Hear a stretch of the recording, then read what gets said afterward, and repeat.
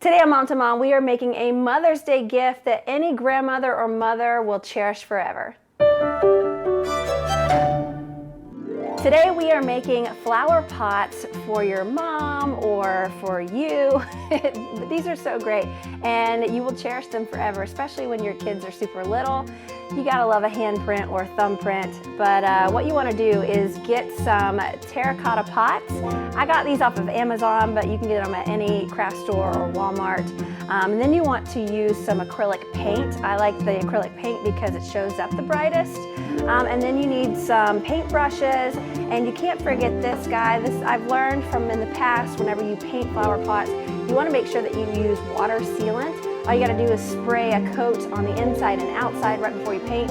It dries super quick and it just holds in the color, so if you do put a plant in there, it doesn't, leak and the paint drips down. So if you want to make these, get your kids' handprints. You can do all kinds of designs. I like thumbprints to make a little bumblebee or a ladybug. You can write their names on there, do handprints. I did, one of my friends actually did the feet prints of his 9-month-old.